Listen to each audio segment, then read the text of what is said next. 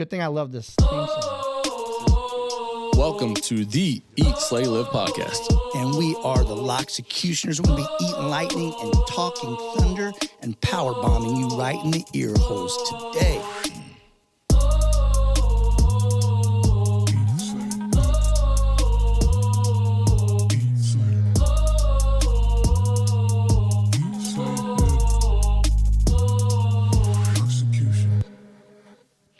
We got a true professional on here today, Ross. You see this? Guy comes in, like doesn't want to wear the headphones. Do you know what I'm saying? Wants to keep his Smokey the Bandit hat on. If I could pull off that hat, I would not take it off.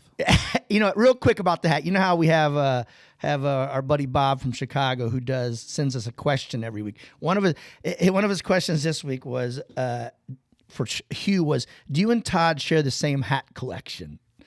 Now, that was a compliment to me, but I don't think it was a compliment to you. Do you ever actually wear the fedora rims, or you just stick to the baseball cap? No, I'm a fedora guy. I don't have the round ones like you do. Do you know what I'm saying? Mine's more like the Rocky Balboa type fedoras. Like starter fedoras.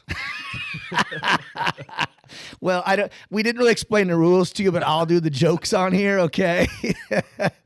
Yeah, true professional on here. One thing, Ross, I want to start with, I have a little announcement to make. And it's gonna kind of tie in with Hugh, and we'll get to that later. But so Pride Fitness is starting a special needs circuit here. I sit on a board at Beverly Farms, and so I've kind of partnered up with them. And February 25th, we're gonna do Beverly Farms are gonna bring a bunch of participants. We're gonna do like one of our regular circuits, but it's gonna be for special needs people. It's gonna be called the Kindly Savage Circuit. We have a Great name. Yes, we have a. Who came up with that? I did. Wow. Well, I do that. Remember, I do that. Props to you. Yeah, thanks. And then we're gonna I have Megan Cunningham working on our design, who's actually a listener to this show, Hugh, making design. It's gonna be like a superhero type, like with a Superman, but the S in Savage will be there with like a lightning bolt type thing. Nice. So it's gonna be. We're gonna make it like a. We're going to call it a special powers circuit rather than like a special needs. So you'll see why I'm making that announcement on here today, because it kind of ties in with Hugh's story. But anyway, how you doing, Ross? Man, I'm good. I just rambled on for like 5 minutes. It was well deserved though. That was good. Yeah, this is something. Breaking news to me. You haven't said anything to me. This is something I've been wanting to do since before COVID. It's been on my heart and just tugging on my heart to do this. I think it's just sort of a calling that I have, and I've been kind of dragging my feet. I picked a date, put it in the Fit Club on Pride. Lots of volunteers. Everybody's excited about it. I just had a meeting out at Beverly Farms Monday, and so we're ready to roll. February 25th is the start date for it. So we're looking for sponsors out there too, because every kid's going to get a free T-shirt. So we're looking for sponsors out there. I will be a sponsor. Look at that, Ross. Write that down.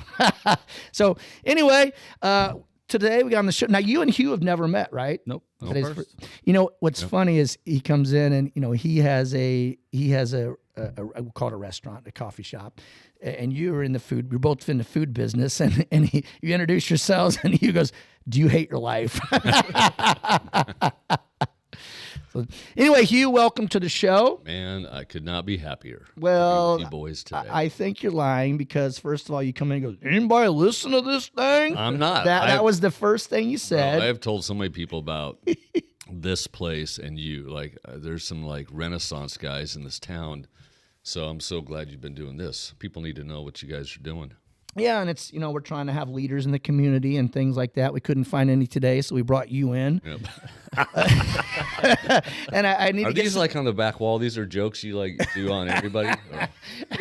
They are. It is the same old material, I can promise you. I got my post-commons, this is would you call this a retro? Yeah, that was first generation, bro. That was I think so. In fact, I don't have that one anymore. Mm-hmm. I usually keep most of them, and I do the I'll same. buy that from you. I do the same thing. I don't get rid of any of them. I have a black T-shirt one too that's just as old. Brickhouse and Pride both copied that shirt, the hoodie type. The color. Yeah, the color. Well, so Well done. Try to set trends wherever we go. Yeah, but then you come in wearing a Yellowstone shirt, so that's It's a great show. You know what? That's really all I have left in life. It's like got a Yellowstone episode. You're about to get Todd's breakdown of shows real quick and how they progress. Here we go, Todd. Go ahead. Okay, ready, Ross? Here, like Yellowstone, it's like a lot of the shows. It started out amazing. You know what I'm saying? Yep. Amazing. And I think they had this great idea, but then I feel like they've just lost their direction. Yeah, I mean, I will agree. The first set of those was like game changers. Yeah. Now it's like, Dollar General's coming in. They're gonna take the land away from Yellowstone. What's he gonna do? I know, but still, like my wife loves to watch like those yachting shows where like you've got some dysfunctional yacht crew. So anything is better than what she watches. So I'll say, babe, it's tonight Yellowstone, and I still get excited. I don't think Todd realizes how hard it is to write a TV show. Like you have this really good idea, and you know it's probably 2 seasons long or something, and then Paramount comes to you and say, "Hey, here's we'll give you another 50 million. $50 billion. Keep it going." And now this dude's like, "All right, I'll keep it going." Yeah, but that's why Game of Thrones was so good. It was based on books, so they had a direction until they got to where the books ended, and then it just sucked ass after that. Direction. So so that's 1923 is better than Yellowstone, I think. I know it is. That's really they're all good. Yeah. In fact, that one dude's writing all of those simultaneously. Sheridan Taylor. Yeah, he was like some rodeo dude, and then he just starts writing. What a great idea to just like keep building. Like he was 1923, 1883. Yeah. I mean, sometimes we're gonna have 1712 at some point. That's that, and going back to Game of Thrones, they have an opportunity to do that because you could take that show all kinds of places. You know that House of Dragons. I love that. Yeah, I like it that too. show. Yeah, yeah. Those spinoffs are a great idea. It really is.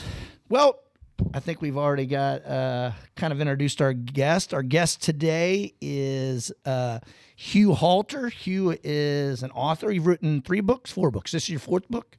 I think I got 12. 12, okay. You've written 12? Good research. You got 1/3 of them. Well, I was only talking about the good ones. But yeah, we'll just say there's really only 4 decent ones out of that. He's an author. He's we talked about it. He's a business owner. He's a pastor. He's a speaker. He speaks all around the world. He's my friend. And welcome to the show, bud. I'm happy to be here. You can hear it in my voice. I can, yes. We're just going to start out how we start everybody. I kind of know your story, but all our listeners, all millions of our listeners would like to hear it. So where are you from? Where were you born? Where were you raised? Portland, Oregon. Portland, Oregon. West Coast guy. College up in Tacoma, Seattle area, and then back to Portland. A few years of seminary, got kicked out, and then started a church out in Portland. Did some other stuff. Was a house painter most of those years as my actual gig. Then we moved out to Denver in 2002. And same deal. We'll probably get. You got kicked out of there? No, actually, man, that was an awesome 14 years, and then we ended up here in Alton, Illinois. That was a great show. Thanks for coming in, Hugh. Maybe we'll have you come on again sometime when you write your 13th book. Okay. Let's go back a little bit. Yeah. Let's give me some specific questions. We're going to rewind a little bit. So, growing up in Portland, so what did your parents do? My dad was an educator. Okay. Worked for the State Board of Education. My mother was a mom. And 1980s, I think a recession hit, and my dad lost his job, was out of work for 12 years. Mm-hmm. And so we lost everything out in the suburbs of Portland, Oregon. Parents divorced. Had an older sister, had severe schizophrenia, in and out of state mental hospitals. So as a sophomore in high school, I went to work full-time to try to stem the tide, help out type of thing. So when I reached out to some people, like you mentioned my research, and I did do some research. I reached out to some people, and I got this quote from you, which kind of ties into what you say. I said, "This man is a hustler and works harder than anyone I've ever known, and it's always been to take care of his family and other people. He started working from a really young age to help support his family through some hard seasons." This is the end.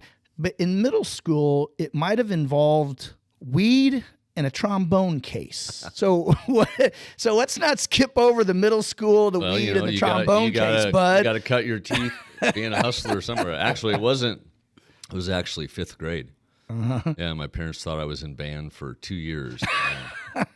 What you got in that case, I had a Hugh? trombone case, and I cut out all these things, and that's where all I remember is a bunch of old guys that would give me these bongs, and they give me the paraphernalia, and I was like, I think I was the local Mule. the supplier to the middle school. So I would go to the middle school and hang out on the playground and sell my stuff out of the trombone case. And, I mean, I never made a dime. I just think I was these guys told me to do it, so I did it. So, but I was good at it. I will say that.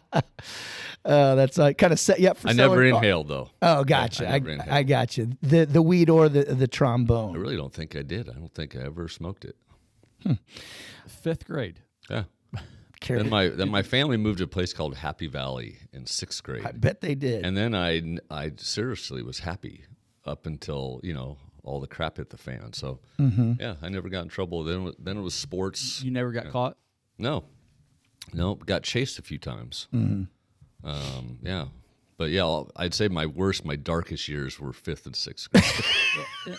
When you're in the drug trade. And how did you not make any money? They didn't throw you, hey. No, I didn't know what was going on. I did have a paper route during the same time. Hold so on. Side hustle. hold- So really, I guess the trombone thing was a side hustle. Gotcha. The paper route was my full-time gig.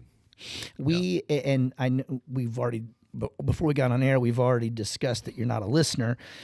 But so Ross had a paper route, I had a paper route, and it seemed like several of our guests had Where all paper great routes. warriors are forged. Yeah, and Yeah, it's tough out there. on the streets, Bags on the handlebars. on the streets. You catch a rainy grate, and it's picking up all your papers again. Yeah, we've had a lot of successful people in here, and it seems like a lot of people started with paper routes. Yeah. So, now you mentioned seminary. Now, seminary, that's where you're going to learn to be a pastor. It's Apparently, kind of like yeah. Bible college. Is that what it is? Yep. So you mentioned getting kicked out. Yeah, So it didn't go well. why? Well, tell it. Well, you weren't selling weed out of the Bible, were you? There's a couple problems with my seminary experience. One, I raised a lot of questions, Okay. and it just got annoying. I remember one time they were trying to tell us that wine in the New Testament times was just grape juice. It wasn't fermented drink. And I just come out of a Greek class where we were studying that, and actually in the Greek it's referred to as a fermented drink. So I just raised my hand. I'm like, hey.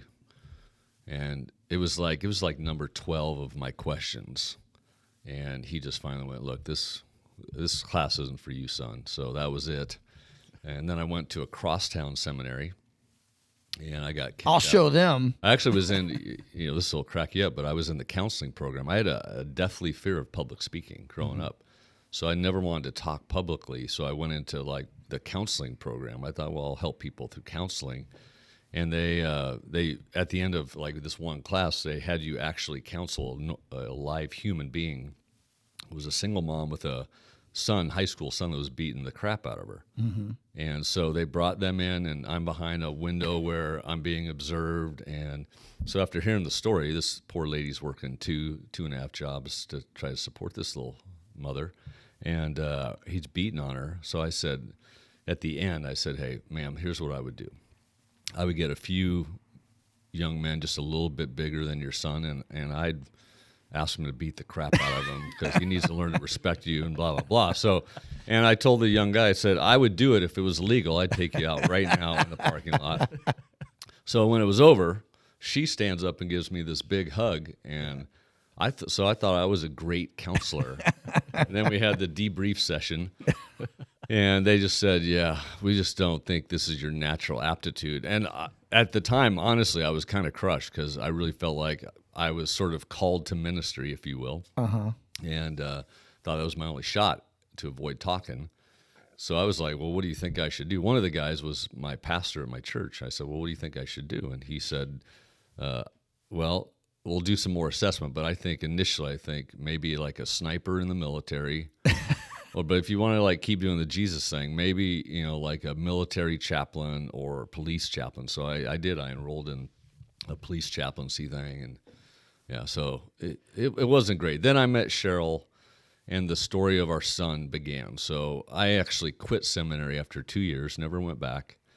and we just started doing life together because of his disability. So sometimes I say that Cheryl and Ryan kind of saved me from trying to finish that thing. But Yeah, they don't usually like when you, as a counselor, when you prescribe violence Yeah. as the But yeah, solution. when you think about the world, I mean, Well- sometimes all this stuff just needs a punch in the face. You know, Yes. I told the guy once, racism needs to get punched in the face. So Cheryl's your wife. Yep. You meet her. What are you doing at this point? And you said you went and started painting houses. So Yep. you just done with the seminary? Yeah, I was painting houses. I actually went to work for an agency that worked with youth, junior high school kids. It was a deal called Youth for Christ. I was a metro area director, so I worked down more inner city. And so I was doing that kind of part-time, full-time-ish, and then painting on the side. And that's how sort of our life began together. And, yeah, it's a crazy time. Ryan, Cheryl had been married when she was younger, 19-ish. And then that was over at 21 or something like that. But she had Ryan. So when I met her, Ryan was almost 5. And he had started having grand mal seizures day one of his life. And so, our dating was basically hanging out at Cheryl's grandmother's house where she lived, because grandma would take care of Ryan while Cheryl was working.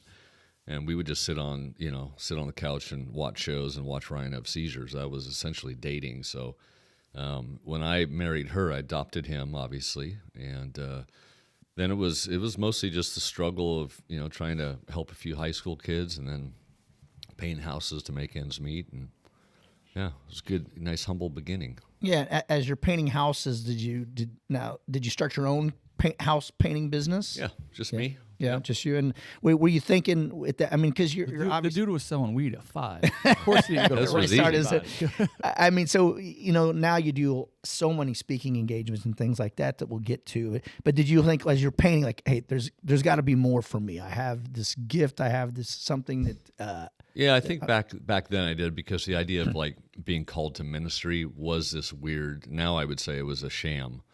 I think everybody's called to do something. I think they're all just as important. So I would now challenge people that say that they're specifically called to something that other people aren't. So, but yeah, at the time I might have been pouting a little bit. If you've ever painted a house, it's not like a joy, but I learned some things in that. There was a guy named. In fact, they were doing a fundraiser. Our church was doing a fundraiser for Ryan. He had to have a brain surgery. It was going to be about $100,000 after our health insurance. That was back in the 80s, so it was like going to bankrupt us. So this church was doing a fundraiser. So people were donating trades and, crappy cars or whatever. And so I said, well, I'll throw in one of my paint jobs. And this old guy named Ralph bid $50 and got my paint job. And I drove up to Ralph's house. I saw his address. It was up in what was called the Northwest Hills of Portland. And it's all these Victorian mansions. And I was like, son of a, like there's got to be like a little like teepee up here somewhere, because the guy would never just pay $50. Well, it ends up. You paint the outside? Exterior. 6,700 square foot house on stilts that go 4 stories down into this Blackberry Canyon, impassable. And I just sat in my truck that day, and that's when I had my little crisis of like everything. I actually told God, we won't be speaking for quite a while. And I think I brought back some of the F-bombs from the old days, and I just said, I'm not painting this guy's house and for $50. And I literally, it was twice in my life, I felt like I heard an audible, and I just remember hearing paint the house. And I said, no, you paint it. Like, tools are in the back of the truck, bro. Like, so I just sit there for a half hour. I finally call Cheryl. I just tell her what's going down. We're already about to be broke, and I can't spend weeks on this guy's house. So I'm like, I tell her, and she doesn't say anything. I get kind of mad at her. I'm like, babe, what do you think? And she just goes, just paint the house. Just paint it. So I hung up on her. First time I had ever hung up on her. So one of those old Motorola big brick phones, And you could actually slam it and get a little frustration out. So I finally walked up, knocked on the door, met Ralph and Irma, and I said, I'm here to paint your house. Thank you for your donation. And Ross is like, thank you for your donation. he doesn't thank me. He just said, just so you know, I don't want you to spray my house. I want it hand painted 2 coats. So it's like, yes, sir. So for 6 weeks, I was on that house going broke. But at the end of that, I get a call from, I'm telling you, it's a long story because this thing set up the rest of my life. But when I'm done, I'm driving down the hill and I get a phone call, and it's his son, Scott, who I'd never met. And he goes, hey, you don't know me? I'm Ralph's son. Can I meet you for coffee? I said, sure. I just finished your dad's house. And so we meet at a deli, and he just, he kind of sits there. He doesn't look at me for a while. And he goes, I don't know if you saw me, but I would drive my pickup truck up and watch you paint my dad's house. Because he goes, I know how much that my dad paid for that. And he said, I found out you were like a church guy, a Christian guy. And he said, I was sure you wouldn't paint it. I knew you wouldn't do it. Mm-hmm. And I said, have you had trouble with Christians in the past in business? He said, yeah, every time. And so I said, well, you know, I'm a higher cutter. You know, I actually said, look, don't think highly of me. I said, I've hated your dad's guts this entire time. And then he'd come out and want to help me, and he was taking up more time. I said, your mother would bring out these like egg salad sandwiches with way too much mayo. And I'd have to choke that. But I just said, hey, don't think highly of me. But I said, I've lost my whole faith in everything on this thing. So, you know, and he goes, well, don't feel bad. He said, the fact that you finished it, and my parents, they would call me every day and talk about you. And he said, you honored my dad and my mom, and you finished the job, and it looks fantastic. And he said, I know you lost everything on this. And he said, I just want you to know you brought me back. And I was like, brought you back where? He's like, God. And he said, I chucked it years ago, mostly because of people. And so he said, can you walk me back to God? And I said, well, if you'll help me too. Like, and so we teamed up together, and he ended up just being an amazing man. Started a thing called Project Hope with me, where we were building houses for single moms and doing all sorts of cool stuff. And so anyway, that was the beginning of me rethinking life and how to affect the world. And yeah. I thought that story was going in a direction of this, you know, once I got done, this wealthy man came out, paid me, blah, blah, blah. No, you didn't give me crap. And that's how my mind works. But that story just gave me chills like down my spine, because it was definitely a in the long run a much better thing than him coming out and paying. Yeah, it was total change of perspective for me, because Scott helped me start our first church. It was him, and he would start to invite his plumber buddies and his contractors, and a lot of them actually started to come around with God. And so then Scott became kind of our big funder for everything. So it was a change of thinking like, oh, you're specifically called to like preach sermons for people or build businesses and do things that are with real people. And so after that, I never questioned it, you know. And, we dug out. It was kind of funny. It did come back around. Scott eventually one day said, hey, I want you to come down to the office. You're going to buy a condo today. And I said, Scott, I don't have any money, bro. But he's like, just come down. You're buying a condo today. So I came down, and he just slid some papers across. He said, you're going to buy this brand new one I just built right here. And so I signed that. And he said, I know you need some money for a brain surgery. So congratulations, you now own that one. And then he goes, I think you should sell it now. So we put a for sale sign on the ground, and that paid for a good chunk of that and got us a little cabin up in the woods. That's powerful. Yeah. Is it? And to be able to look back, when you first said, you know, how old were you at this time? I'd say it was probably 26, 27. And you said right off the bat, this story is what put me on my path, my journey for life. Yeah. And that you're able to recognize something back from when you were 26. That's early, I think. That's powerful. Yeah. I kind of look back and think, like, if I had finished seminary, got hired at some traditional church, like, for me, that's like inconceivable. And now looking back at our life and what's happened, mostly through Ryan's disability, I would never change anything, but I never Like I always tell people, everything I'm doing now, everything I've ever literally ended up doing, I would have never been able to see that for myself. Like it's been an unfolding sort of mystery novel. And most of it has a lot of suffering. There's a lot of chapters on suffering. But I look back and I go, man, I love our story. I love what this has done. But it's the suffering of especially hard work. You don't see it at the time. But if you keep your head down, you just don't see what's around the corner. And even who's watching and what they're seeing in what we're doing in the world. So I don't know. I'll take that. I love it.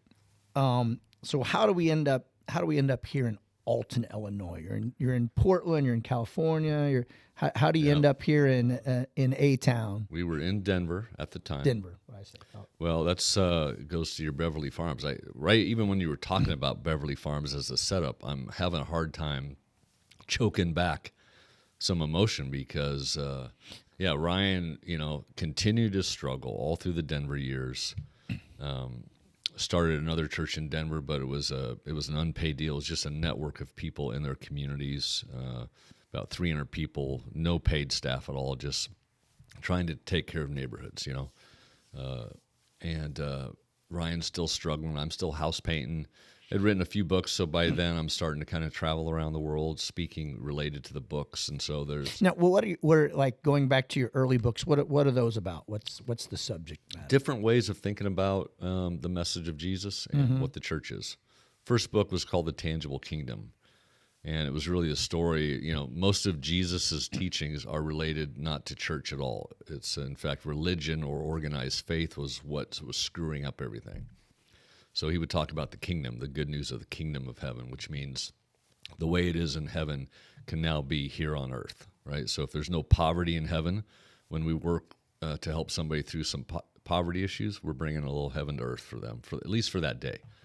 And so we just wrote a book on that and talked about what if people that follow God just try to make the kingdom tangible to the world. And so that's what got sort of got the ball rolling on that. And with your whole, I guess pastoring, is that a word?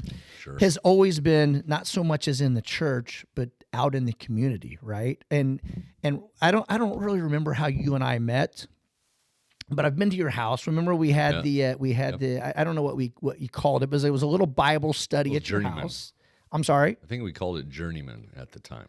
Yeah. Like so at his house, and we're going a little Bible study sort of thing, and there's a big food spread, and I probably drank enough wine to for my church's communion on a Sunday. Do you know what I'm saying? But it was one of those things. We sat around. Yep. We all had drinks, and we ate some good food, and I feel like we played a little game with what was your what was your porno name be? Remember that?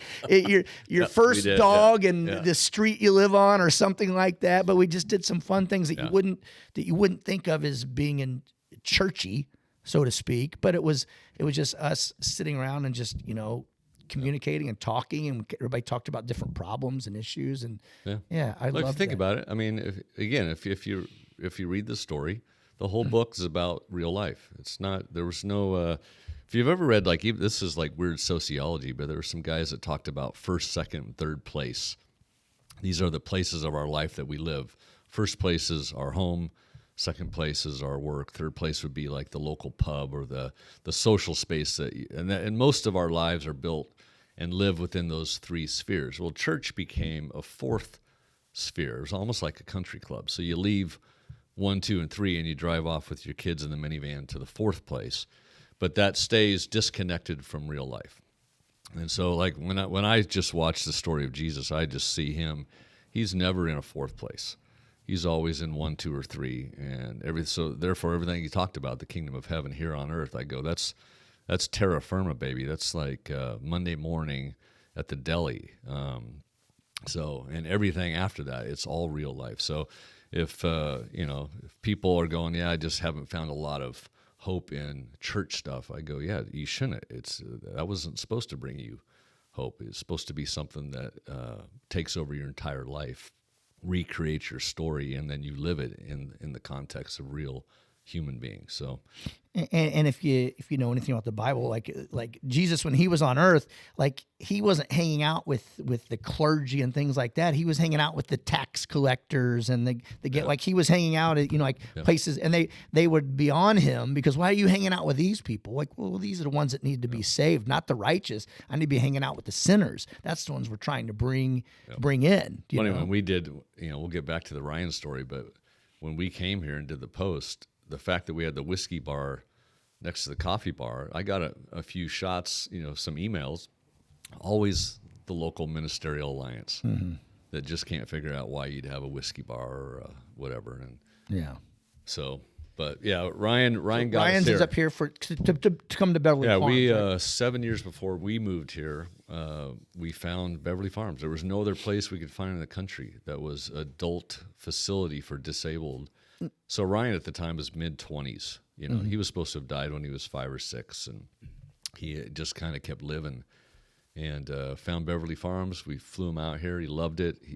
For him, mentally, he was like, Dad, I'm old. Like, I want to live with my own people. He was very independent, but he was socially maybe at 12 years of age, So we brought him out here, and he loved it. And we would just kind of come out 4 or 5 times a year to visit him. And each time we would, try to find a cup of coffee. There's no frickin' cup of coffee. There wasn't, like nothing Right. at the time. Right. I remember standing in the middle of Broadway in downtown Alton, and I was making a joke to Cheryl. It was freezing cold, and there was no cars anywhere. And if you remember, 7, 8 years ago, a lot of the buildings were boarded up. And I just remember going, what's wrong with this town? Like, we can't even get a cup of coffee, And so that's how we started, but we were pulling house flyers going, holy crap, how's that 4,000 square foot Victorian only $94,000? Yeah. So we would joke about coming here, but really it was a joke. We were living in Denver, baby. At the foot of the foothills, right where the Rockies start to go. We were on a 4-acre ranch, right, 20 minutes from downtown. I mean, we had it. Fly fishing 4 minutes away. And one day we're at Tony's, the old Tony's site. And we're talking to a waitress. I asked this young waitress, what do young people do in Alton? And she goes, well, my friends just do drugs. She was honest. Yeah, she was. And I Straight shooter. She was. And she looked pretty rough. So I said, I don't know why I said this, but I said, darling, do you struggle with that too? And she said, yeah, but I'm doing well right now. And so we were just trying to, gave her a hug and encouraged her and tipped the heck out of her. And this older couple came over, president of one of the banks in town. They overheard us. They're like, hey, are you guys thinking about moving to Alton? And I joked, no, of course not. We live in Denver. And they said, well, man, that's too bad because we could use some something new. So anyway, we head out to our car, and Cheryl is not by my side. I can sense she's like, I turn around, and I'm like, she was following where are you? Wasn't she? Well, she was. Yeah. But she said, I looked back and said, get in the car. She's like, and she's pointing at her chest. She's like, did you feel it? I'm like, feel what? Which I did. I knew exactly what she was talking about. It's that little kind of finger. It's just indigestion, babe. It's gas. I said, yeah, the go. pizza. Let's head back to the foothills. And she goes, no, I think we're supposed to move here and do something to maybe encourage the town. That's, so we got in a little bit of a fight because I don't want to live here, And so we went back and had 3 weeks of battle, just battling. Like, she's like, no, I really think we're supposed to move here. And so we had a family talk. My daughters, they all came with us, my 2 adult daughters and son-in-laws. We made a family decision. Let's all go together. No idea what we would do. We just said, let's just try to do something to encourage the space. Our Portland context is more inner city. So At this time, what's your major income while you're in Denver? It's a little bit of everything. It's speaking, it's coaching, it's some book stuff, it's house painting. I painted So with you last year. So you probably thought that could travel. yeah, I thought it was a travel hub, and we'll try to figure out something to do, to encourage. Yeah, I literally had no idea. Yeah. And then probably, I feel like I get time stuff wrong, but I think it was within the year I met John Simmons. Barely knew him at all, really. He had paid for lunch. I was doing a pastor's training at one of the churches in Alton, and I just heard some guy paid for lunch for everybody. So we got to know each other, did a lunch, and then John and I were talking. He said, "Hey, I want to show you some buildings I own around town." And so we went on a little tour, and he just, at the end of the day, he just said, "How about we give you this?" And so initially, I think I said no because it was too big. I didn't know what are we going to do the thing was boarded up for 60 years. Yeah, and for people that don't know, this is the old federal post office. Yeah, it used to be the old federal post office in Alton. And it hadn't been used in 60 years. Yeah, there's about a year and a half where apparently it was like an antique shop. But windows in the back were boarded, cinder blocked up. And I mean, it was in bad shape. But we ended up, I called a friend that said, when you figure out what you're supposed to do in that town, I do want to help financially. So I called this one guy named Al out of the cornfields of Iowa. And Al and Carol committed over the phone $300,000. I said, I don't know if I'm going to take the building, but that's incredible. So hang on. I was down speaking at a men's retreat, some church, bunch of guys down in San Francisco. A day later, I'm down, and I'm kind of sharing the story as I'm talking to the guys about what we think our family's supposed to do. And a guy that played for the 49ers came up and said, "Can I fly you back? I got some buddies that I think would want to help you." And so flew back, and 6 guys over a steak dinner wrote checks for $150,000. And then I flew back into Alton with really kind of a $500,000 in my brain. Yeah. And but I still had not said yes to John, and then the mayor of Alton came over at the time. When he was giving it to you, and you were thinking about doing this, did you know coffee shop? Is that what you were thinking, or you weren't sure what you were going to do with the space? Wasn't quite sure, but we were pretty sure it was going to be something. We were thinking something that would bring the community together, and specifically, we said, well, let's not compete with any existing businesses. Let's only add what's not there. At the time, Germania was not there. So as we started to renovate, Germania came on board, so it was nice to go down and get a cup of coffee there. But we felt like the building itself would be much more than a coffee shop. It would be like a connection spot. And we thought, if we can do anything to encourage the town, it would be to give people a daytime space to connect and then get some crap done around here. I've heard it's been described as the living room of Alton. Yeah, we like that. Yeah. We like that. So that was the story. Ryan got us here. His disability got us here. Beverly Farms was our family. And then he finally passed away 2 years ago. And so, I mean, our whole family calls him the spiritual and real life patriarch of our entire family. Everything we've done was because of his struggle. And none of it was fun, watching him do his struggle, but I sort of get it now, I mean, all of us have friends or family members that some of them are a little bit weaker and have different types of struggles, and we try to figure out how to fix that or get past it. But I'm finding if we can kind of settle into the suffering, oftentimes what's supposed to be revealed gets revealed a lot better. So one thing I'd like to touch on this is Beverly Farms. I feel like that the people in this area have no idea what that place is, what it's about. Do you know what I'm saying? I think people here think it's almost like a nursing home, where like you don't know what to do with your person who has some sort of physical, you like Salvation and you Army, just drop them off. there, You know what I'm saying? And you take off and to never worry them. But it's and I didn't know this until I got invited out there and invited to be on the board and did a tour and everything. It's an amazing. It's its own little community. It's its own little city where people with with special needs or disabilities, however you want to say it, will go and live, and they can live like a normal person, sort of like in a dormitory type situation. And activities, the whole deal. Yeah, they have a gym, they have a pool, they have a school, they have. Sent Ryan over to the community college. He's taking community college classes. A bunch of his buddies working jobs, so they feel like they're actually contributing. Right. And So, they have they have their own stores there. They have like a resale shop there where they work the stores, and people work out, and they work out in the communities. Yes. I sit on the Scylla board there where they actually have off-campus housing, and they live in houses there, and have they have some supervision, but they're able to live more of a normal life. Ryan got to live in one of those. Oh, nice. It ended That's up the being board more I like, sit. it That's was the like board a I sit frat on. house. Yeah, There's exactly. some stuff going on in there. Exactly. Ryan was like, head thug we heard of the whole thing. They, so the first time I go out there to tour, they take me into one of the residence, like one of the dorm type situations where they share the two of them to a bedroom and they have their living. And so I came in and all these dudes, it was one of the male ones, and all these dudes just start coming out of the, and dude, they are all over me, just like, let me show you my room, and just, dude. I would always tell people, look, when you pull into Beverly Farms, it'll be like, and I said you have to enjoy it. It's like the Night of the Living Dead coming out. And you just can't be afraid. They're just coming for love. It is. I love you, dude. like, I am just for love. I'm standing in the middle of this thing, and they're just like all around me, like blah blah. This. Look at this. Come here. Look at this. Dude, like a Thriller video. Yeah. Real Michael Jackson.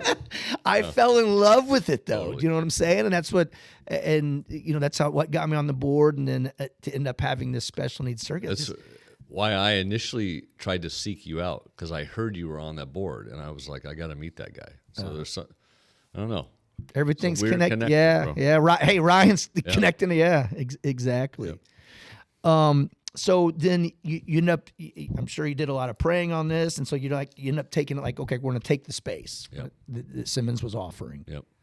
And we just got my daughter in, Allie, who's really gifted with design. So I would just say, hey, I give her ideas, and then she'd create Pinterest boards. So I said, hey, we got to have bars for the coffee and the whiskey, and she would give me options. I go, I like that one, but that was my full-time gig for 10 months, and then slowly we started to find the staff. David with the coffee kind of started it off, and then brought his sister in, Justin, who now kind of is the mom of the shop, and just amazing people just started to, we literally didn't have to look for anything.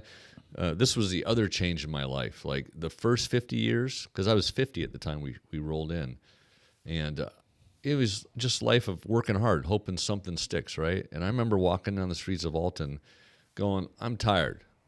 Like, God, don't bug me. But you gave me a building. So, but I just said, I'm only going to do what I think that you're doing. I'm not just going to overwork anymore. And I kept saying, bring it to me. So when I tell you the story of how the building came through the Simmons family, and then how quickly the money came, that's what helped me to see that that's what we were supposed to do. And we've kind of continued that. We don't, we like to say that we're an incubator for good works. So there is a nonprofit behind Post Commons. Right. And that was to receive the building and receive the funds to put into it. It was all gift funding. Nobody's like a financial investor. I don't take any income from it. So I'm just the president of the nonprofit per se.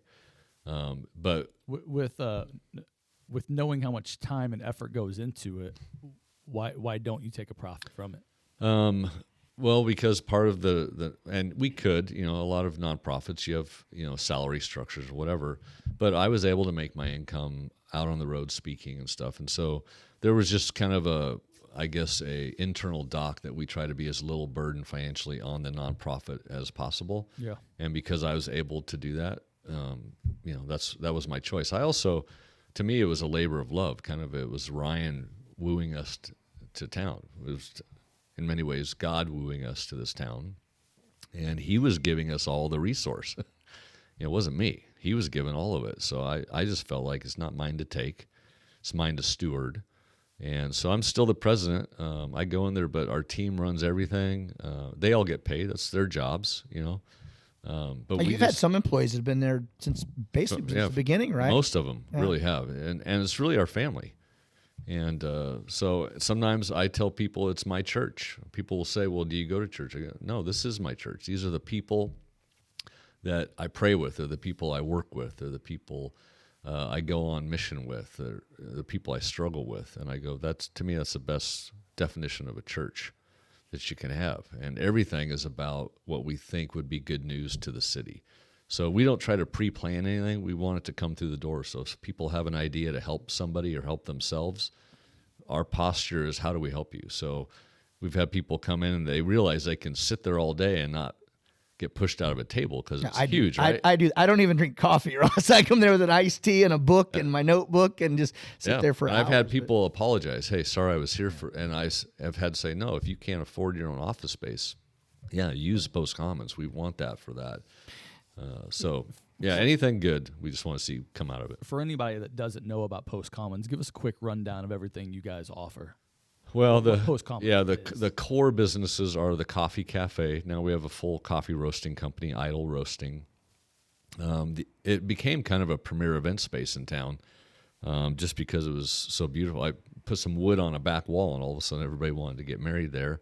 But the building sets up really beautifully for wedding and large It functions. is. I went to my because of the first bar. wedding there Yeah. over the summer, and it was. Yeah, it just feels like you got the whole place to yourself, and so the events is probably the only thing that makes money. Honestly, the food and the coffee, very little margin, especially kind of post COVID right now. If you ever think that, or you get upset that people are raising their prices in any restaurant right now, don't, because everybody's losing money right now based on the margins. So those are what we say the lost leaders, just to meet people. So let's but the events, we make a little bit of money, and that would kind of keep us afloat.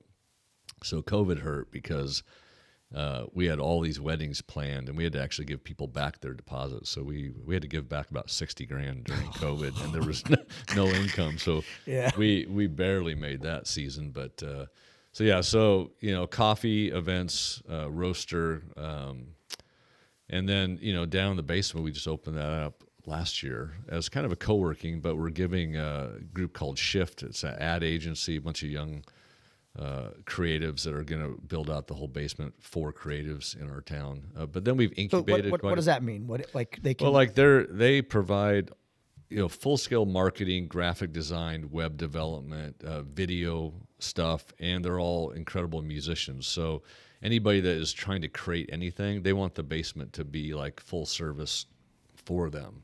And so right now they're just actually taking invites, if you will, for people to have some office space, but they can kind of share a lot of the same equipment, and just to be in an environment where you're always around people that are doing that type of stuff. There'll be like a podcast room for this, because some of them are into that, and not to compete with you at all, because there's no way to compete with excellence like this. Thank you. Yes. Can't wait. So we don't to know. listen to Post one of Commons, I tell them all the time, our only goal is to stay here, because it gives people a place to connect and meet people. And the most common cool thing that I hear is people say, this place it provided me a day where I met this person and I actually ended up getting a job. Or something that's never moved. I had somebody actually say, this place is helping heal Alton. And then they talked about how they had struggled for the black-white connection in this town, and that the Post Commons gave a place where anybody could come, and that something actually moved within race relations because of their time in the building. So I just go, look, we're not trying to make a ton of money. Generally, if we make any extra, we're doing something with it. We're building out some other type of business, or giving a micro grant to somebody to start something. So we're barely making it every 2 weeks, and that's what we do. We just, let's just stay here. No particular big, huge plans, but we love it. I like how you say if I'm a jewelry maker and I make homemade jewelry, like you invite them, like, hey, you want to set up your shop right here in the lobby or whatever at the front, do it. Hey, if you make art or something, you want to be right here and make your art and whatever, like you guys, you encourage that. The only thing we've said no to is a male pole dancing club. But I thought it'd be that's a good, just because we didn't have the poles. I thought it'd be a good idea. We had the poles. Next time, Todd, maybe bring a little bit more. Well, yeah, I'm working on the pole right now. That's what she said. What do your kids do now in Alton? One son-in-law is Alton fireman. One is teaching math at Alton High School. So the boys. And my daughter, McKenna, does social work. She's a school counselor over in Ferguson at a high school. And my oldest daughter, Allie, kind of helps with all the post stuff, runs a cut flower business called Marigolds by Allie, and does foster care. So she's mostly just hanging around a bunch of kids. So we got 3 grandkids right now, 1 on the way, and 2 foster grandkids that we get to hopefully keep someday. So. And you guys do yoga there too, don't you? Yep, McKenna was doing that and just started that back up. She got pregnant, but she just started classes again 2 weeks ago. Gotcha. A little bit of everything going on in there. Yeah, and you have a lot of local art hanging in there, which I really dig. It's pretty cool. Monica Mason, incredible local artist. I just brought someone there for the first time Monday, and they're like, "Well, look at this art. I don't even know who that is," and blah blah blah. Yeah, world class stuff. So yeah, we gave her a space for 5 years.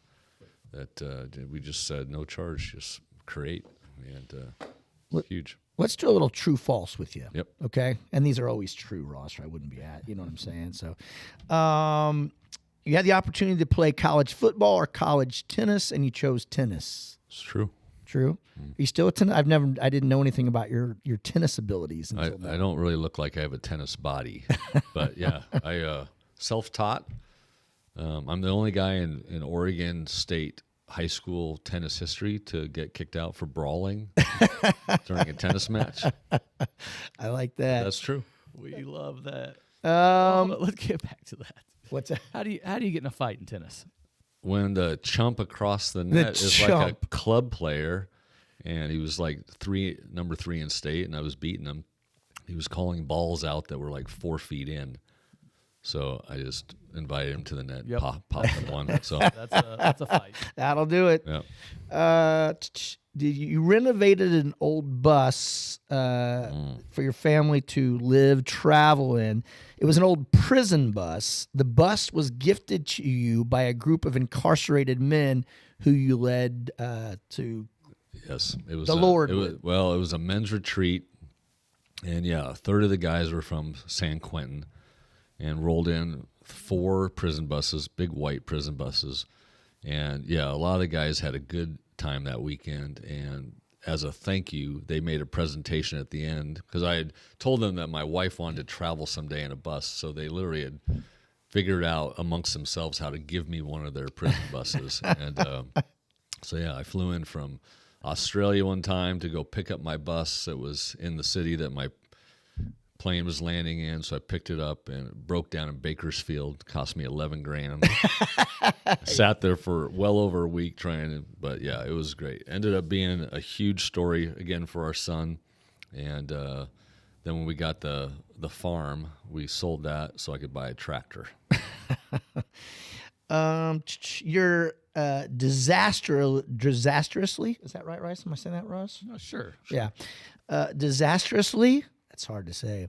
Injury and accident prone. It's a miracle he's still alive. You broke your back skiing. You broke your nose water skiing. You've had a bear encounter. Yeah, these are true. Well, when we say true or false, we really kind of like I to know expand I'm a little on, offended that expound. whoever, this must have been my children that gave you that. I don't think I'm accident prone at all. I think I'm highly athletic and have avoided terrible things because Well, of you that broke your back. You athleticism. broke your back. I'm not sure. But- What'd you avoid there? Maybe the athleticism and the way he was able to maneuver the fall caused it only to be a broken back. Yes, and that's, not it death. could have been death. A normal man would be dead right Yeah, now. Standard man would have been gone. Bear encounter. I did though. I'm surprised they forgot to mention that I did chainsaw my my thigh a few months after I stuck my hand in a table saw. Finally, after 50 some years, I literally was out there with my daughter and just decided to put my hand in the blade. And Todd knows about that. yeah, have you done that? A little bit. Yeah, So you doesn't got like to talk about got your leg. yeah, I got it. Everything's there still. So the bear encounter. Yeah, that was your standard bear encounter. Yeah, I mean, was yes. Speaking. Well, at, I know I've seen some very non-standard bear encounters, so I just want to kind of hear about the standard one. Yeah, this was up in the Sierras. I was speaking at some retreat, and they gave us 2-hour break to go walk in the woods. So they didn't even mention the fact that there are actual grizzly, brown bears up there. Mm-hmm. So yeah, I actually came across this like berry field, beautiful berries. I was like thinking, man, if I was a bear, I'd be right here. And right then was a bear. Yeah. And he walked me up a trail about 150 yards, and How close did he get? he was within 15 feet the entire time. He kept the same range, and I just kept backing up. Thank God your athleticism, you were able to get away. Yeah, I thought that was it, though, bro. I was having some peace talks with Yeah. the Almighty on that one. But I did think that would be a good death. I mean, there's crappy ways to go, and then there's good deaths. Like, if I had been eaten by the bear, my family would have actually promoted that. They would have This is how our dad went out. What's the movie with Brad Pitt and his brothers, and he's Yeah. kind of the odd man out, and at the end he ends up. Like the Revenant, or no, that's not the Brad not Pitt. the Revenant. No, that's I almost said there's Caprio. a river runs through. Yep. It's not that one. It's the Legends of the Fall. Legends of the Fall. Yes. Yes. Legends of the Fall. Yes, That's that how was he goes good. out. Yeah. We both have man crushes. And it said Brad on that Pitt. movie that was a good death, Yes, right? That's where that came from. Yeah. Yeah. The is it the Indian who's doing the story? Would you guys rather die from a bear attack or a shark attack? bear? Bear or cougar? Well, a cougar would never attack me because I'm from Campsville, Illinois, and that's home of the Cougars, the Campsville Cougars. So Okay. I'm sort of Noted. I'm one with the Cougars. Yeah. So that's a It tough question wouldn't for happen. me. Okay. I think we like we just discussed which one's cooler. I think the bear is, but when it really comes down to those two, I'm thinking which one's going to kill me faster. With the shark, I take the shark out because there could be possible drowning, and I don't want to drown. But I hear that's actually the most comfortable way to die is drowning. I've drowned There's a no couple. I've pain. drowned a couple times. And you're So fearful, but you're not in pain. So I mean, I've been it's like getting choked out, as you know, in MMA. Yes, It's just yes. like lights out. I've been brought back to life from drowning Really? a couple times. So That's awesome. So yeah, it's just you just sort of fade into the blackness, and you have no idea. Until I you gotta wake hear up about and one that. of your buddies is leaning over. He just got done Got his tongue down your mouth. sticking his lips to yours. You know, that's so I'd have rather been dead. Yeah, Should gee. have just let me go. I'll take the bear. Let me go, bro. I'll take the bear anyway. I'll take the bear. This isn't true or false, but it said you've led many people to Jesus in the most unexpected places. Some of your most favorite are bars over a good glass of whiskey. Yeah, I've also probably led a lot of people away from him, so don't give me any credit. But I did used to go downtown Portland. I was like the St. Patty's Day guy. So local Irish bars would let me come in and do a little 10, 15-minute Who Was St. Patrick on St. Patty's Day. nice. Those were great. Those were great nights. Some of the best talks with people were on that because they're hammered. But they're weeping because they didn't know St. Patrick was a real dude. You built an ice rink at your house or at the Yep. farm, Pretty unsuccessful. and this was recent. I Yeah, think. this was just this last year. We gave that a shot. Had one great day of pictures with all the kids and grandkids out there, and then it melted. So right now we have a Ryan lake. was a big hockey fan. He was, yeah. Play hockey. Yeah, In so fact, that's why. yeah, my daughter. Is that how the ice rink came about? Yeah, sort of the whole hockey thing. My wife got Ryan involved in a disabled hockey team in Denver. That's what actually moved us to Denver, and so that got my daughters in it. They played very high level ice hockey all the way through high school. Traveled all over North America, and but yeah, Ryan could never go maybe more than a quarter mile an hour, but he got our whole family out on the Yeah. ice. So yeah. Yeah. You've in his name and his honor, you started a farm like the Rye Yep, Dog the Farm. Rye Dog Farm. Yeah, you Yep. want to tell us about that? Yeah, we and he passed. My wife had a little struggle there, of going, okay, what are we supposed to do now that he's not here? And so she ended up wanting to do an equine therapy. We had brought our horses from Denver, so she was boarding them out here, close to Edwardsville. And so when he passed, we found some land and set up Rye Dog Farm with the subsequent nonprofit Ryebag Refuge, which would be the equine therapy. And so we basically, folks come even out of like Riverbend Family Ministries, they'll connect with a mental health specialist. And then Cheryl got her equine therapy, which essentially she helps work with the mental health worker. It's just any normal mental health issue people have, they can come out to the farm and do that. So we're trying to build that out, even build out an indoor arena so we can do it year round. So right now only when it's a decent, day out. But yeah, so that's become, I never thought I'd be on a farm. Again, that's another chapter. It wasn't there. I'm a city boy, but yeah, we got a John Deere now. Sitting on some land, and got 4 horses out there, some chickens, and flower farm. Got to do something. Maybe I'll grow some weed. Do you Anybody know how that's that legal? do you garden? My daughter's garden. I hate gardening, bro. Yeah. I'm mostly just I'm the beef. I work. They think up projects and they go, Dad, we need this. So I just do that. Help with the horses, but We still gardening this year? What's that? Yes, still- yes, that's we still are. a thing? Yes, Okay. yes. I may throw some Christmas trees in up there. Good idea. But that's a long game. That's a 7-year plan. But yeah, I just ordered me up 3,000 trees. So I've been Googling how to start a Christmas tree farm. So we thought that'd be a fun thing for the family as the kids get older. But we'll see. How long does that take for them to mature and be able to? I think 6 to 7 years. So So where have you? I know you mentioned Australia. Where are some of the places you've spoken throughout? And what do you speak on? Right? Let's talk about that. oh, it can be anything. It's a lot of times it's like doing stuff that we're doing now. A lot of people that used to be traditional church leaders are now wanting to go into cities, more struggling towns, and do things that would matter to the city.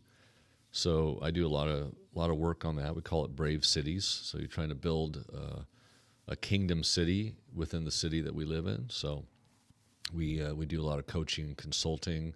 A lot of churches might have me in to speak on a number of issues. But I mostly like coaching. Yeah, anybody who's in an impoverished area that's trying to bring economic enterprise so that they can bless the city. There's one passage of scripture that's like the motto at the post, and it's Proverbs 11:10, where the righteous prosper, the city rejoices. So I always think that when God's people do the works of God, the city should be glad that we're there. That's not normally the case, but so if people come into the post, they go, well, what is this? Sometimes I say we're like kind of like a neo-Trappist order. Have you ever heard of the Trappist monks? They made some great beer, right? But they were a cloistered order, but they would not leave the town. They'd go into the main streets of towns and they go, what does this town need? And most of the time, Middle Ages, they needed water was unsafe to drink, so they would brew beer, and then they'd make whiskey type things for antiseptic, and then they would take the spent grain and make bread for the whole town, and then eventually it become like the hotel because everybody's bringing all their wares to. In fact, a lot of people trace, if you go to any cool town, there's always that city market. A lot of that came from the Trappist movements, is that they would just bring the whole town together for the goods. So their motto was Ora et Labora. So we have that throughout the post comments. It's on my arm. And it means the prayer is to do the work, and the work is to pray. It's all connected. So they said there's no distinction between sacred and secular space. So it's not more sacred to be at a church service than it is to be helping somebody start a bakery, or just to do the work of painting a house. So we like to, we're not really orderish, but we kind of are. We're a small band of people, and we literally live our lives together. We have a common spirituality related to Jesus around that, but we mostly focus on the works that we think God would want to see happen in the city. And for that, I go, I don't know if there's a better way to live for me. Like, I want to do this, even if I never got paid, and I don't think I ever will. This is our labor of love. It's our way of life. And nothing's more satisfying than No, that. it really is isn't. it. Paychecks aren't more satisfying than doing the work. No, but I would like a few here and there. But if people are interested in this concept, there's a cool book called the Business Secrets of the Trappist Monks. The business secrets. Of the Yeah, it's a Trappist really monks. cool. It's kind of like our manifesto. And but a lot of people that work with us, they're not. I mean, like people say, well, are you a Christian? But no, I mean, we have a lot of employees that they don't believe what we believe, and we don't care. We just want to be with them and work with them. And to me, it's a great way to bring the world together. You don't have to, like, my why is different than somebody else's why. My why literally was a conversation that our family had related to our faith in God. So that was our why we came here. But somebody else's why might just be that they want to help people that struggle. And they don't have to believe what we believe, but they can become family with us, and they can be community, and they can be coworkers, and we can live our lives with them. So it's like literally a non-judgment zone. There's no judgment upon people. We're just thankful for anybody that wants to do something good for somebody else. So hopefully that can keep spreading. You guys have done the same thing. We drive by this every time. I will talk about, like, this is one of the works of God in our area. It doesn't matter what anybody believes, but you think about what physical fitness does to transform a life, and you've seen it 100 times, right? Mm-hmm. it just is an amazing work of God, whether or not you believe it or not. So good job. And I believe that the whole Pride Fitness, and I've said this 1,000 times and people are tired of hearing of it, it came about because I'm a moron, and I feel like it's all been like everything is just every little single thing to do with this place and where we are now has been like Just a kinda blessing. comes, And God, yes, from God. Like I can give you so many little examples of just, things that shouldn't have happened that did, things that were successful that shouldn't have been just because of him. Yep. I'll touch on all three of our places and what we've done talking commons with you. And you brought this up that you guys are called the living room of Alton. And I think not purposely, we both have done that with our business. Is you could say the same thing about the Brick House in Bethalto, and you would say the same thing about you being a living room for multiple communities that draw people together. Yep. And that's and you and I have talked, like when we were putting our business, we wanted to be like a gathering place. You know what I'm saying? Not just a place where they eat, not just a place where they work out, but a gathering place where, you know what I'm saying? You're amongst friends, you're amongst people. And you realize that providing community is the most important gift you can give to people. It's what people are seeking everywhere. And there's incredible, life is tough right now. And most people, they say the number one need for adults in America is loneliness. They're just, nobody has their people. And you get so much from people. You get wisdom when you need it times where you're diving, about to jump off the bridge. You got somebody that just keeps you in for the day. You oftentimes find your livelihood in community. You just get everything. And so even like the Brick House, there's bars everywhere. But, I always tell people there's a difference between service and hospitality. Everybody's doing service. And some, crappy service and some great service. But when you move it to a level of hospitality, that's where you're creating a home for people. So, and there are unique bars around town that are homes for people. And that, I go shoot for that. At least shoot for being a home. And oikos is what we call it. And you'll change lives just by having a great burger and fries and a beer for people that have. I go out to a bar out in Grafton. I won't name it, but it's a local bar, and you see that it's the same guy every night, comes in at the same time. He gets a special glass with his own unique crappy beer. But I remember talking to this one guy. Tell me why you come here every time. He waits till his wife falls asleep. She doesn't know that he was there. He's been there for 40 years. But he goes, he said, this is my only people. So I think if anybody's listening to this and they're doing any business and wondering if they're making any difference in the world, I say, yeah, if you, out of anything you're doing, if you can create a home, a little hospitality, I think you're changing the world. True that. True that. You mentioned that book, The Monks. What's your favorite book of all time? Let's go nonfiction first. Well, I don't read fiction. Okay. I only read, but I haven't, bro. Okay, this is like not going to make me sound good at all. Okay? You've already done that for the last hour, so let's just keep the trend going. I have not read a book in 20 years. Really? And when I started writing books, because I don't like writing, I hate it. It was so taxing on me that I can maybe read like a magazine and read the little excerpt under the picture. That's all I can do. But yeah, I'd say a book that changed my thinking about the works of God was a book called The Divine Conspiracy. I always reference that. A guy named Dallas Willard, who was what we call a kingdom theologian. So he taught about the kingdom of heaven. That was a game changer for me. Oh, man, I'm trying to think of 4-Hour Work Week. Yeah. That was a good one. That's very good. Yeah, I've actually changed the way I live day to day on that. Tim Ferriss. Yep. I think that's all I've read, bro. A quarter century. I got great advice from Todd on books. When I really got into learning, once I was out of college and actually starting to learn the things I wanted to learn. Right. And then you get obsessed with that stuff, and then you start reading, and reading had a lot to do with that. And I was absorbing all these, it's like the first 5 or 6 books I really read. I'm like, man, I love those books.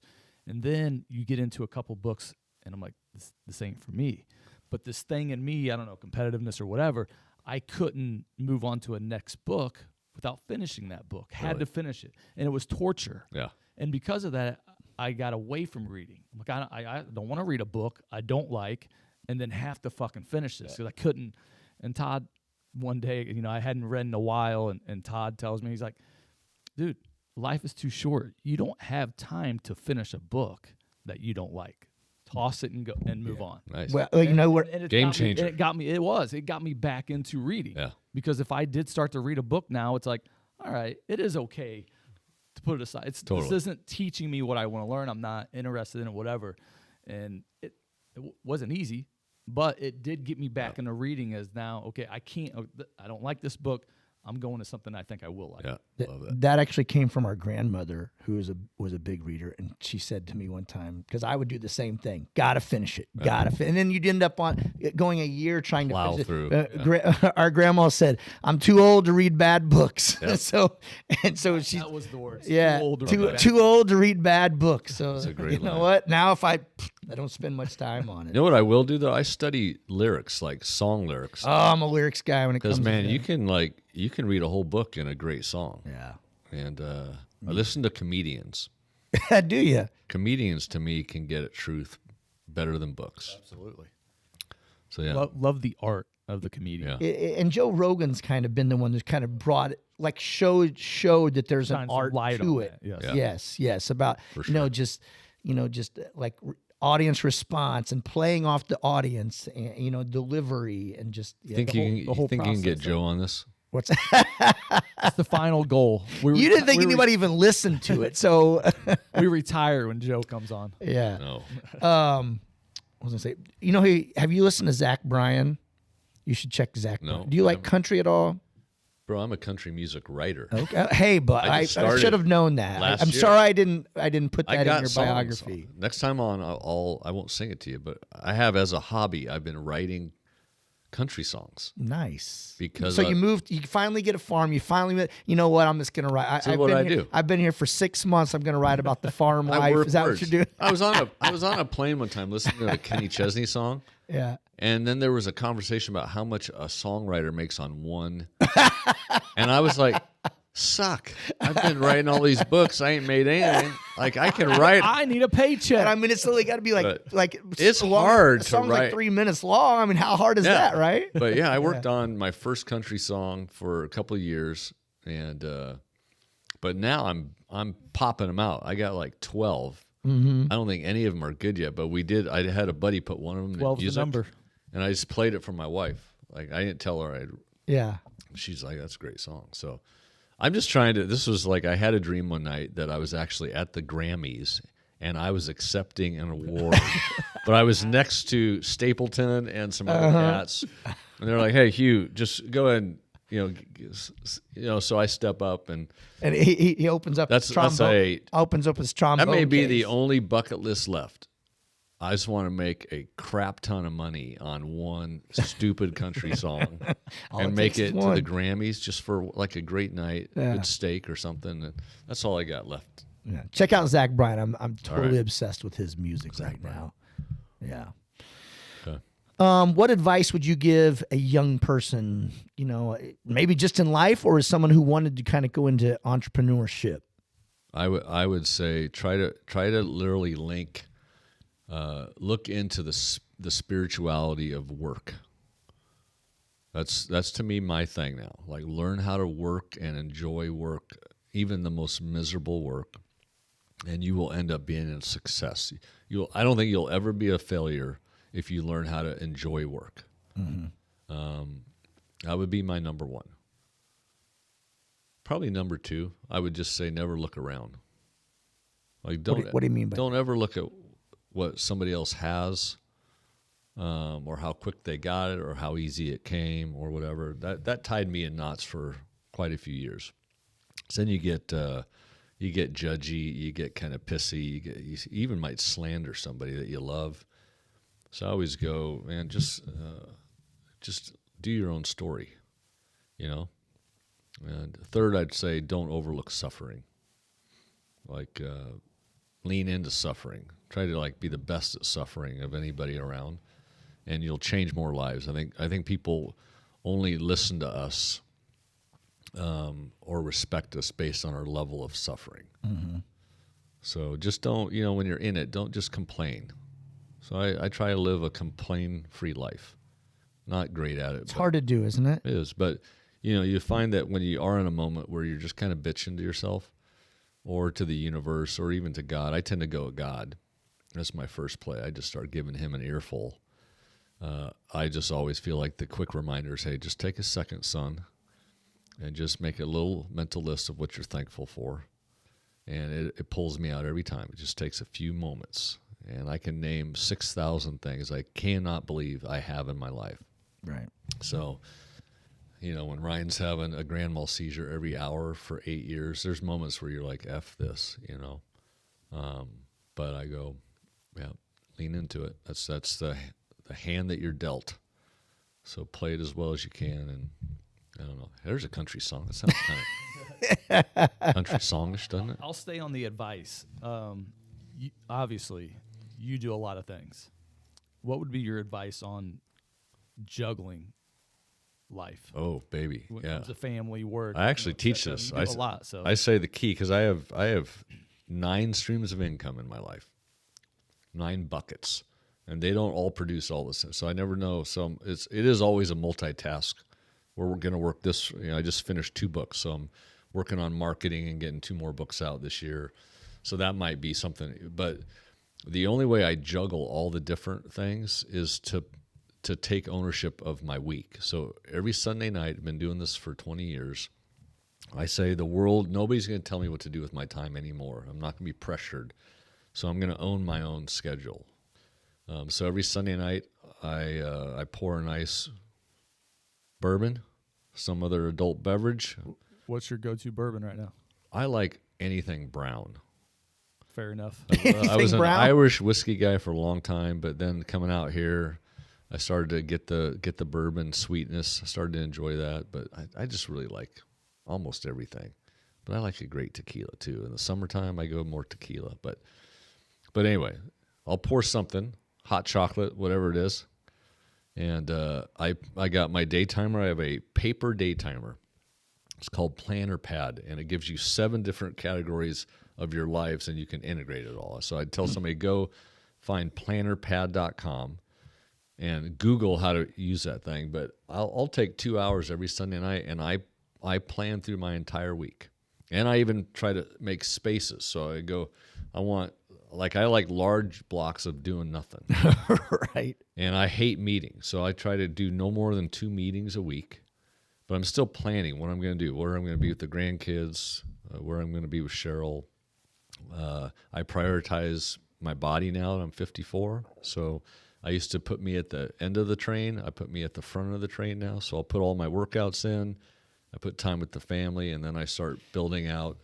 And I generally say, give your time to leaders and lost folks, people that are struggling in life and those that can carry a lot of weight. I try not to give much time for non-leaders and non-strugglers. So if you got friends that are doing great, just want to keep hanging, I don't hang anymore. Mm-hmm. So I go, if you want to get somewhere or you're really hurting, I got time for you. That's amazing. But if you ain't wanting to go nowhere and you ain't hurting, don't bother me. Planning that time, and you and I have talked about this a million times, and we're kind of reading that book, Own the Day, and things like that. But like just planning it out like that is so key, isn't it? Because if it's just like I tell people to meal prep all the time. It's just like if you don't have it, what is that? Fail to prepare to fail, or whatever. But like if you don't have a written out plan for your time or your meals or anything like that, you're just going to end up just wandering around. And you waste time, right? Waste time. And even if you just prioritizing your physical health might be, I think, more important even to your spiritual. It's not more important than your spiritual, but if you don't feel good, you're not connecting with the Almighty. At least I don't. I'm like, I'll call you on Wednesday when so your physical self is, I think, maybe the most critical, especially as you get older. And if you don't take care of yourself, guess how much time you spend being sick, and maybe even time you go to the hospital with COVID, you're blowing some time on that. So I go, every hour you spend taking care of yourself, it's going to pay huge. Going to give you years. I don't see how the people that don't take care of their health, it just I see why they're like have depression and things like that. Just, you know what I'm saying? You don't get that endorphin kick every time. You don't have that feeling of accomplishment every day. I don't know how I feel. And, you know, I'm biased because I own a gym, but I preach it all the time, getting taken. I don't care if you come here, go wherever and do it. You would feel the same way if you didn't own it. Yeah, it's always been a part of our life. But like if they didn't, like it takes care of so much more. It does. You know what I'm saying? It's I don't know. And we talked about this a little bit last week when you asked me about the New Year's and if I was doing anything. And I'm too hard-headed to admit, you know, new me, you know, new year, new me. I don't like that. But this has been a kind of a learning process. I love that planner that you do once a week. I in the last year or so, I've learned that if I plan out my day, all right, these are the tasks I have to get done. Yep. So what I do it every night when I get into bed is I go onto my notes in my phone and I put, you know, if it's 3 things I got to get done or if it's 10 things. Yep.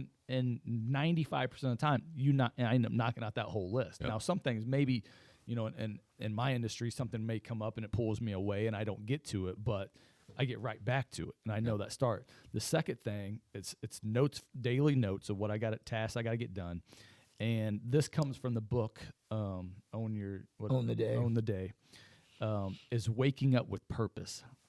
And I always thought I like to pee. I fire out of bed, whatever it may be.